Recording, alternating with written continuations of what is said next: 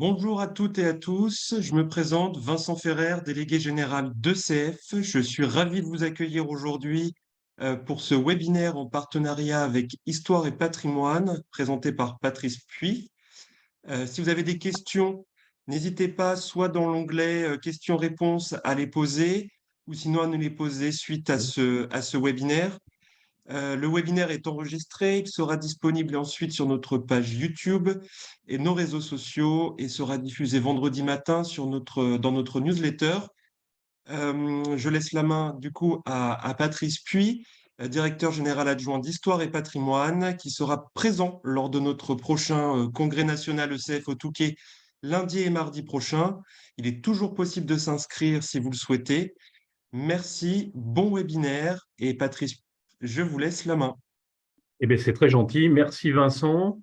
Merci à vous et à votre président Lionel pour cette proposition de webinaire.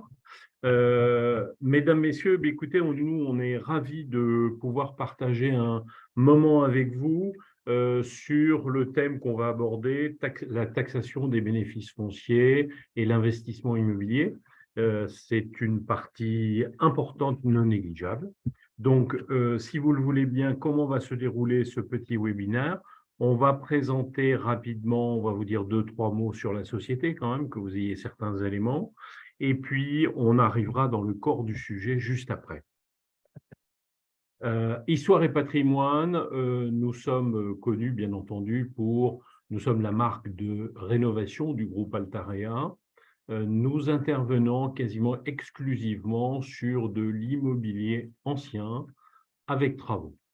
Nous sommes un des leaders de la réhabilitation urbaine, pour ne pas dire le leader, dans la mesure où on intervient sur à la fois tout ce qui est déficit foncier, loi Malraux et monuments historiques, et un peu partout en France.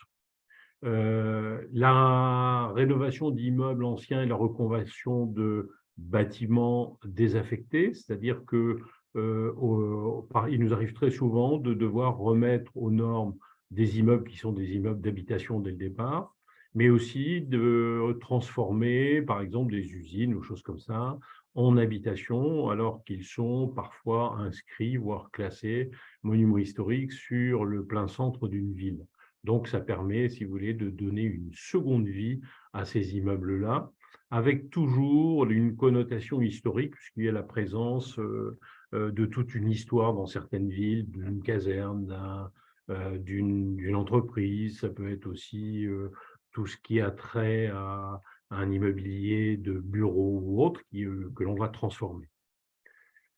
On a une chaîne intégrée de tous les métiers de l'immobilier. En fait, notre leitmotiv, c'est d'accompagner nos investisseurs tout au long de leur investissement. Ce n'est pas uniquement de leur dire, voilà, on va vous mettre un produit, on l'a vendu, débrouillez-vous si je puis dire. Non, nous allons accompagner intégralement nos investisseurs. Ça part depuis le départ sur, bien entendu, le conseil lors de l'acquisition. Et Histoire et Patrimoine travaille dans ce domaine-là uniquement avec des partenaires. On n'a pas de vente, de cellules de vente directe sur nos produits. On travaille avec experts comptables, banquiers, assureurs, voilà nos principaux partenaires et des conseils en gestion patrimoine, bien entendu. Ces chaînes de l'immobilier, on va accompagner le client, donc je vous l'ai dit, du conseil au départ, l'acquisition, le suivi travaux, la gestion, le syndic, et pourquoi pas à terme la revente du bien si le client le souhaite. Histoire et patrimoine, alors on est une toute petite cellule au sein d'Altarea, vous allez voir, puisque Altarea compte à peu près un peu plus de 2000 salariés. Histoire et patrimoine, même, nous sommes 180 à peu près. On fait 350 millions de collectes. L'an dernier, 2022, nous avons commercialisé 921 logements anciens sous les formes déficit foncier, Malraux, monuments historiques. Sur les 10 dernières années, on a livré à peu près 4000 lots, 160 programmes dans toute la France. Donc, vous voyez, l'effort de collecte est beaucoup plus important. Quasiment, on a doublé notre collecte par rapport aux années précédentes et ça va continuer. On a 30 années d'expertise au service de la protection du patrimoine urbain. On a 180 collaborateurs présents sur toute la France. Alors, l'avantage, c'est que nous avons 4 directions régionales. J'ai la chance d'être accompagné aujourd'hui de Sylvie Klein pour Paris, Île-de-France, et puis elle déborde un petit peu sur la Loire. C'est ça, sur le centre Val-de-Loire. Donc Sylvie qui nous accompagne, qui est la directrice régionale Paris-Île-de-France, et vous l'avez compris, elle glisse un peu vers le Val-de-Loire. Nous avons au nord Thierry Dalsonto, qui lui est responsable du nord et de l'est. Nous avons sur Lyon et sur la région PACA, Didier Denis, qui est responsable de toutes ces cellules Lyon-Montpellier, vous voyez, Fréjus.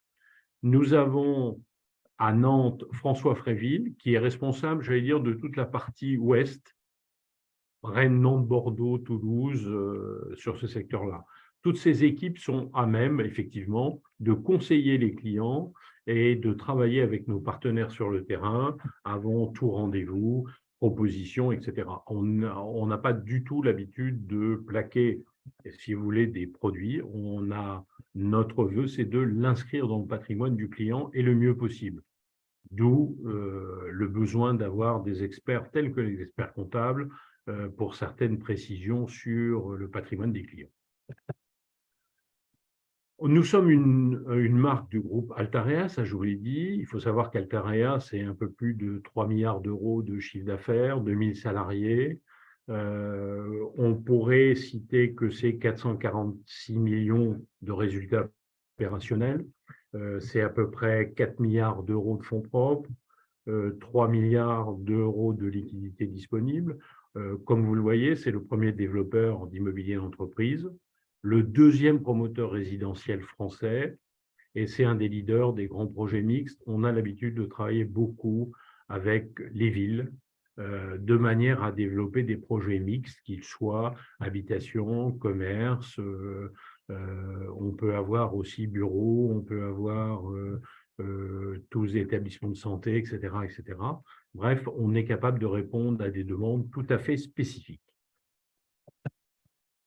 Alors, nous allons venir, une fois que j'ai passé ce thème-là, nous allons venir à notre thème, pourquoi et comment intégrer un investissement immobilier à un client imposable au titre des bénéfices fonciers.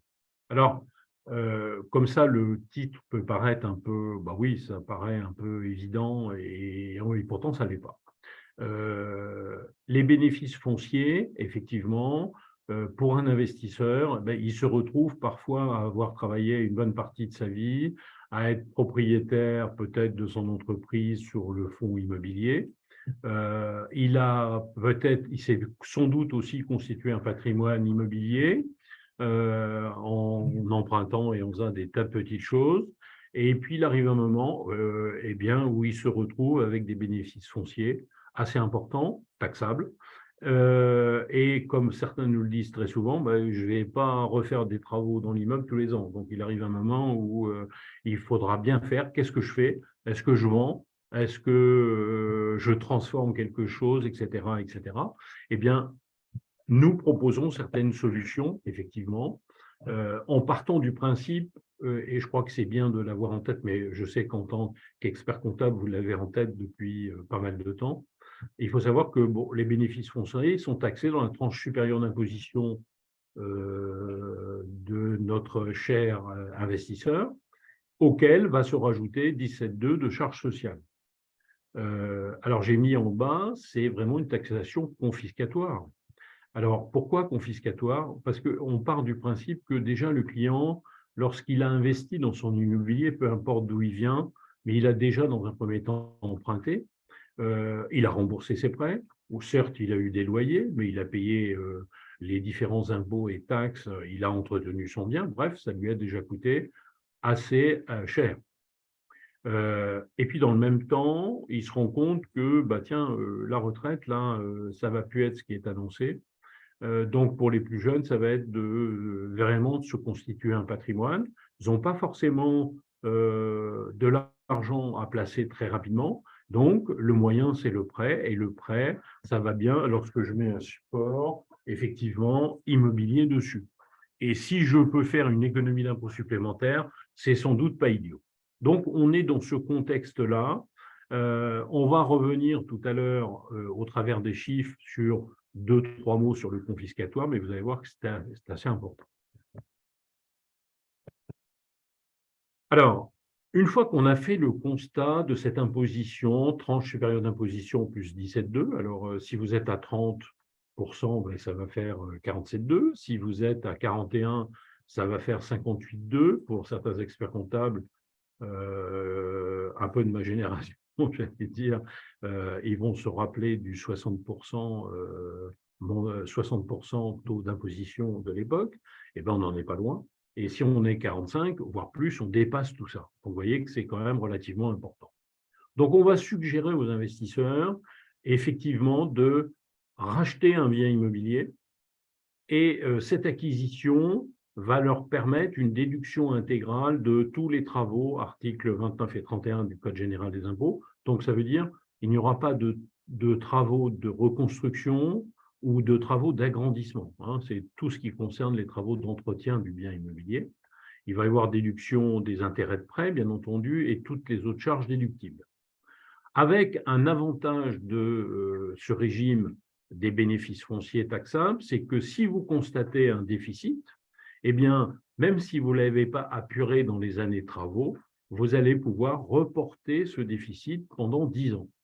Et donc, il nous sera possible, au travers des conseils, pourquoi pas, de dire à un investisseur, eh bien, monsieur client, j'ai bien compris votre problématique, nous allons faire en sorte que pendant un certain laps de temps, jusqu'à 10 ans, on peut vous enlever tout ou partie de vos bénéfices fonciers taxables et le réinjecter effectivement dans un nouveau bien.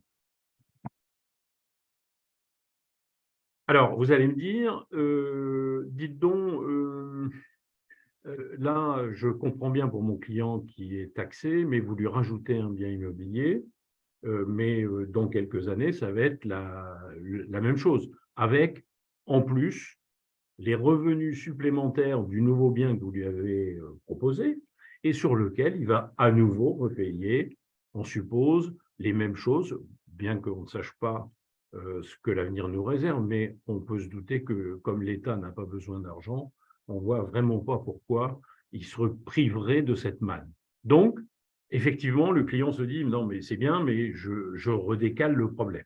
Alors, effectivement, on pourra dans ces cas-là, dans le cas d'un client qui va pouvoir avoir besoin de revenus complémentaires au moment de sa retraite, eh bien, se dire, à ce moment-là, on pourra transformer cette location nue du bien qu'on lui a vendu, peut-être vers un BIC, bénéfice industriel et commercial, sous la forme d'un loueur en meublé non professionnel. Et dans ce cadre-là, on pourra permettre à l'investisseur, grâce aux amortissements, ça vous connaissez beaucoup mieux que moi, mais grâce aux amortissements immobiliers, de bénéficier de loyers ou de recettes nettes d'impôts. Donc, ça, c'est véritablement un outil assez intéressant. Alors, tous les biens immobiliers ne pourront pas rentrer dans ce schéma-là, vous vous en doutez. Je pense beaucoup plus à de la location meublée professionnelle à l'année, beaucoup plus qu'à tout ce qui est touristique ou autre. Mais il y en aura quelques-uns forcément aussi. Alors, analysons un cas tout simple par rapport à ce qu'on vous a dit tout à l'heure. On a pris simplement un petit exemple d'un couple marié qui avait 2 enfants, donc 3 parts fiscales, revenus 100 000 € pour revenus d'activité et autres, donc ils sont dans une tranche à 30%. Ils ont en plus des bénéfices fonciers taxables de 20 000 €. Alors, je n'ai pas pris 20 000 € par hasard, puisque vous savez que jusqu'à 15 000 €, bien entendu, je peux faire du micro-foncier et je ne serai pas soumis à cette taxation-là. Mais si je dépasse ce quota de 15 000, effectivement, je vais devoir passer au régime réel et là, je serai taxé à 30% plus 17,2. Donc, vous voyez que pour 20 000 €, à peu de choses près, quasiment la moitié va partir à l'État. Alors, quand je dis la moitié, je veux juste prendre une référence de revenus. Pour des gens comme ça, qui ont 100 000 € qui sont dans une tranche à 30, eh bien, sachez que les 20 000 euros, ça avoisine quasiment des tranches à plus de 45%, puisqu'ils sont à 47,2. Et si vous regardez votre indiciaire de revenu fiscal, quelqu'un qui est à 3 parts et imposé à 45, il a des revenus correspondant à partir de 330 000 euros à peu près. Ça veut dire que lui qui a 100 000 euros, eh bien, on va le taxer de manière un peu supérieure à ça, ce qui est à dire que c'est quand même de la confiscation fiscale à haute dose. Vous voyez, si sur 10 ans, ce brave monsieur qui s'est constitué son patrimoine à 20 000, la moitié part à l'État, sur 10 ans, il aura payé à l'État 100 000 euros qui partent joyeusement. Donc, c'est là où on dit il vaut mieux qu'il le manage autrement et qui, au contraire, compte tenu de la structure aujourd'hui où les gens vont avoir besoin de plus en plus de retraites complémentaires, de continuer à investir et à économiser un maximum d'impôts là-dessus. Donc, vous voyez, pour la petite histoire, 100 000 plus 20 000, tout ça va faire 23 240 euros d'impôts. Alors, on va calculer avec lui quelle est sa potentialité de déficit qu'il peut avoir. Alors, lorsque je suis en déficit foncier, vous savez que l'investisseur peut parfaitement avoir un déficit qui annule son bénéfice foncier taxable. En l'espèce, vous voyez, en 2023, on enlève 20 000 euros, bien entendu, et hors intérêt de prêt, il a le droit la même année, dès l'instant où il a une facture à présenter, il peut reporter 10 700 euros en déduction de ses autres revenus. Donc, c'est exactement ce que l'on va faire à ce client-là.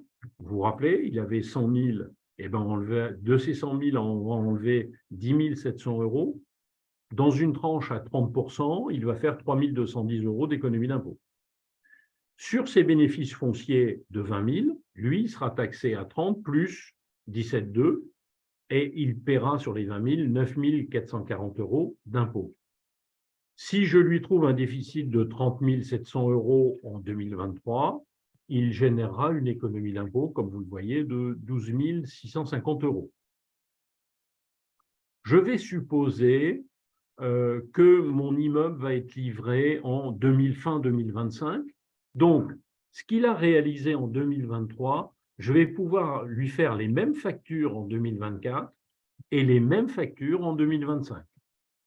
Ce qui veut dire qu'il aura fait, sur la totalité, 3 fois 10 700 euros de ses revenus globaux, en 23, 24 et 25. J'aurai annulé ses bénéfices fonciers taxables 23, 24, 25. Au total, il aura eu un déficit de 92 100 euros pour une économie d'impôt de 37 950. Alors, on peut s'arrêter là, effectivement, mais il y a aussi des investisseurs qui nous disent, écoutez, moi, ce bien-là, où je l'ai de famille, où j'entends le garder parce que c'est des revenus complémentaires que je veux avoir à ma retraite, et je veux assurer ça, en dehors des liquidités qu'il peut avoir, eh bien, on va pouvoir faire un déficit supérieur à 92 100 euros, vous voyez. Alors, j'ai pris de manière une hypothèse qu'il avait à ces 92 000 encore 5 années à 20 000, c'est-à-dire 5 fois 20 000, 100 000 euros supplémentaires de déficit. S'il a 100 000 euros de déficit, il fera bien une économie d'impôt de 47,2, soit au total 47 200 euros.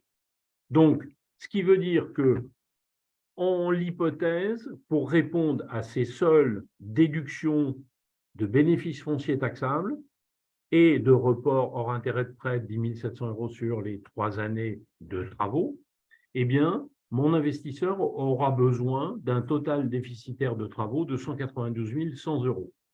Sur ces 192 100 euros, il fera bien entendu une économie d'impôt de 85 150 euros. Bon, j'espère que c'est bien clair, mais on pourrait y revenir, ne vous inquiétez pas. Alors, une fois qu'on a dit ça, ça veut dire que là, vous vous posez la question, et l'investisseur aussi, mais quel type de produit je peux acheter, quoi? Quelle va être la chose que je vais acheter? Alors, Lorsqu'on est dans l'immobilier ancien, il faut partir du principe que d'abord, j'achète un foncier en l'état. Je vends à mon investisseur un foncier en l'état et je lui adjoins des travaux déductibles, ce qui va lui donner un volume d'investissement global. Alors là, on a différentes facettes selon l'endroit où l'on est. Effectivement, si je suis à Paris dans le Marais, par exemple, mettons place des Vosges, pour faire l'extrême, vous savez, je vais me retrouver là quasiment avec 5% de travaux ou 10% de travaux et le reste en foncier. Donc, ce qui est déductible, c'est des travaux, vous l'avez compris. Donc, ça va être peut-être moins intéressant d'un point de vue fiscal, attention, mais ça peut être aussi intéressant d'un point de vue locatif et rendement derrière, et certitude de. Donc, là, j'ai pris 3 cas, vous voyez. Dans le premier cas, j'ai 30% de foncier, 70% de travaux pour l'immeuble. Donc, vous savez, notre constante, c'était les 192 100 euros dont je vous ai parlé précédemment, de déficit dont le client en espèces avait besoin. Eh bien, si je suis dans un ratio 30-70, l'investisseur va investir de l'ordre de 274 430. Il aura 82 330 euros de foncier et 192 100 euros de travaux déductibles.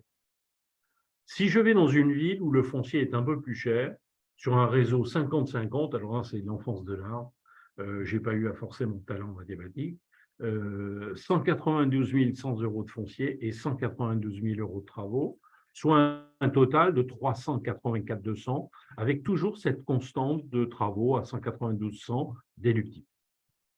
Il nous arrive d'avoir des produits où c'est carrément l'inverse. C'est-à-dire on a 10% de foncier, 90% de travaux pour la même masse, ce qui fera un total en l'espèce de 213 000 d'investissement. Donc tout ça pour vous montrer qu'on peut avoir différents montants d'investissement en fonction de l'investisseur, en fonction du lieu géographique.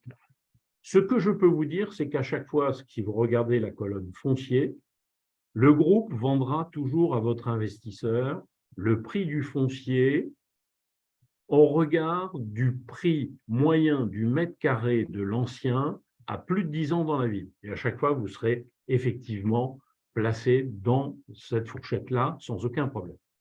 Ce qui va renchérir, c'est la nature des travaux, bien entendu, selon que je sois sur un monument historique ou avec des exigences de travaux. Et là, effectivement, c'est pour ça que ces travaux vont être déductibles. Et le total investi que vous voyez là, j'ai fait la référence avec l'économie d'impôt, mais vous verrez qu'à chaque fois que votre total investi moins l'économie d'impôt réalisée, vous serez toujours dans la fourchette moyenne du prix d'une œuvre grand standing dans une ville, plein centre-ville. Donc, à chaque fois, nos biens seront bien intégrés dans le patrimoine de vos clients, que je sois à Marseille, à Nice, en région parisienne, à Lille, à Strasbourg, ou vous voyez, sur Rennes ou Nantes, parce que si j'oublie quelqu'un, je vais me faire regarder. Hein. Donc voilà, qu'il n'y ait pas de, qu'il y ait personne de frustré, mais nous avons des programmes un peu partout. Donc, ce que je voulais simplement vous montrer au travers, oui, les bénéfices fonciers sont lourdement taxables auprès des investisseurs, c'est de la confiscation totale. On peut parfaitement ajouter un bien avec des travaux, calculer ce montant de travaux nécessaire à l'investisseur pour, et que ce client puisse bien emprunter, parce que c'est vrai que s'il a 600 000 euros de bénéfices fonciers taxables, vous vous rendez compte qu'ensemble, on va devoir travailler un peu différemment et que c'est un peu du sur-mesure, vous voyez. Donc, oui, on a des cas comme ça, hein, mais c'est vraiment du sur-mesure. Et là, dans ces cas-là, on n'a pas de souci à travailler un peu de manière différente que de manière classique. Donc, ce que je voulais simplement vous montrer, c'est oui, on peut intervenir sur ces bénéfices fonciers taxables. Oui, on peut annuler tout ou partie de ces bénéfices fonciers sur une durée de 3 à 10 ans. Voilà.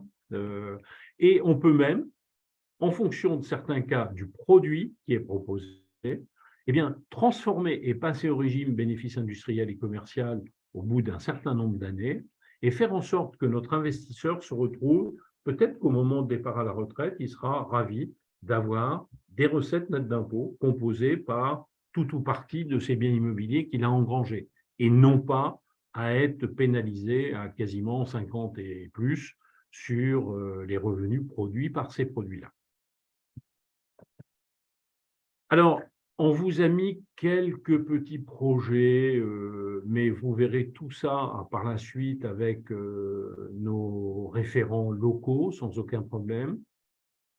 Nous avons dans ce type-là un produit à Marseille, le hameau de la Tulipe, qui est super bien placé sur l'ouest du 3e arrondissement, juste au-dessus du 2e, là, 2e, 3e arrondissement. C'est les nouveaux quartiers qui sont en train d'être complètement transformés sur Marseille.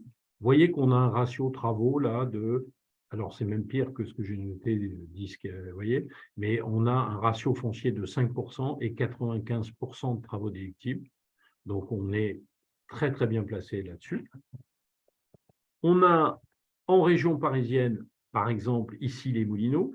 Ici les Moulineaux, alors vous voyez tout de suite le ratio change. On est sur 46% de foncier, 54% de travaux. Et là, comme j'ai un changement de destination, tous les travaux ne sont pas déductibles, mais il y en a une grande partie, près de 80%, déductibles sous forme. Donc là, on n'a pas de souci. Un emplacement super bien placé ici, les Moulineaux, c'est un peu sur les hauteurs. D'ailleurs, quand vous regardez un peu la terrasse, et ce n'est pas du flanc, vous voyez, de la terrasse, on voit la Tour Eiffel, bien entendu. Donc, un bien super bien placé dans une ville qui a énormément évolué et qui est très demandée. On a sur le haut de Nice, à Nice, Falicon, les terrasses du Mont, pardon, avec un ratio de foncier 22%, 78% de travaux. On est par exemple sur, on peut dire sur ces 3 villes que je viens de vous présenter, on est facialement sur les petits lots, incontestablement, on a une possibilité de louer en meublé à l'année par la suite, sans aucun souci. Donc voilà, ça c'était pour vous montrer 3 types un peu exposés. Ce qu'il faut savoir, c'est que le produit déficit foncier, un investisseur peut parfaitement avoir la même maîtrise sur un monument historique. C'est-à-dire qu'il faut qu'il achète un foncier et des travaux, et on a tout un tas de solutions également, en dehors des 3 que je vous ai présentés, pour répondre à des besoins. Il y en a qui aiment bien les anciennes usines transformées, il y en a qui vont aimer le petit couvent retraité, l'ancienne caserne plein centre-ville. Vous voyez, on a de tout pour tout le monde, si je puis dire. Ça nécessite plusieurs choses, c'est qu'on travaille réellement ensemble pour faire la meilleure des propositions. Et c'est pour ça que notre partenariat avec les experts comptables va sur cette volonté de travailler ensemble pour l'intérêt bien compris des 3 parties, que ce soit vous et que vos clients soient contents, que le client soit très content et nous, parce que ça nous permettra de continuer à travailler ensemble sans aucun souci.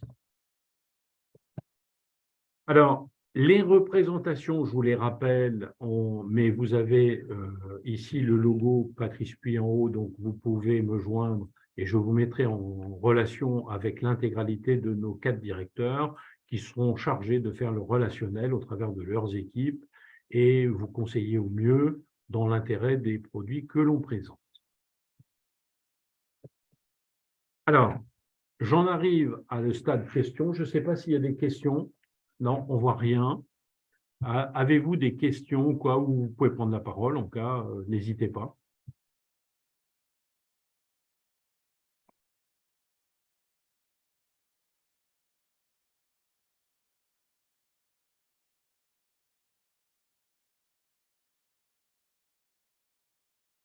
Je sais pas, j'ai pas vu de questions.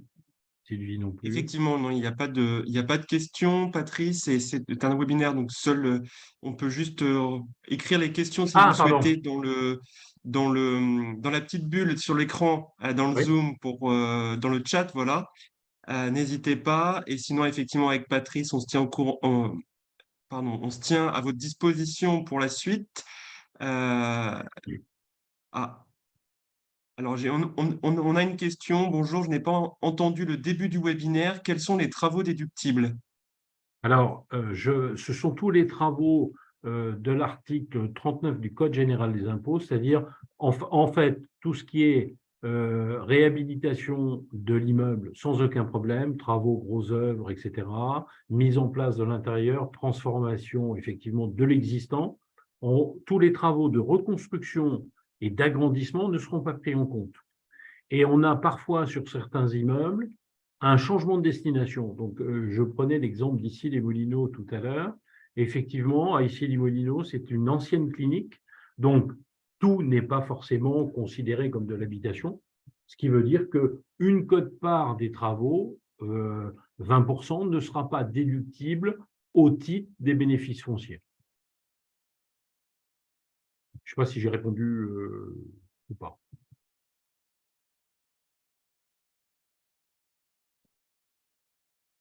En tout cas, nous serons présents, comme l'a dit tout à l'heure Vincent, nous serons présents avec Thierry Dalsonto lors de votre congrès au Touquet à partir de dimanche, lundi, mardi, et on sera à même de discuter. N'hésitez pas, on aura un stand, on pourra échanger avec grand plaisir.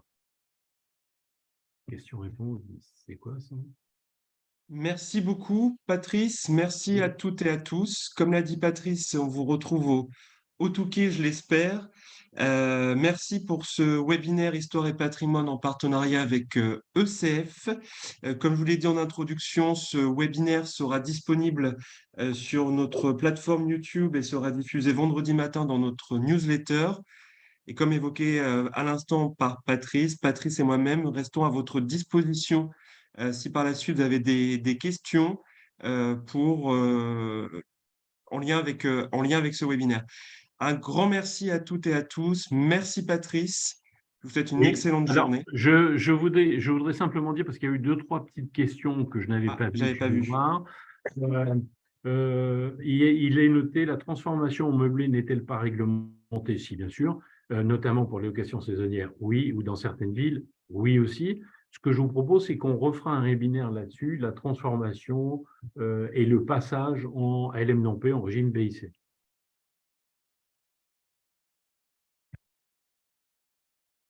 Très bien. Merci beaucoup. Voilà, je vous souhaite une excellente journée et donc on est à votre disposition, n'hésitez pas. Merci À Patrice. Merci à bientôt. toutes et à tous. Au revoir.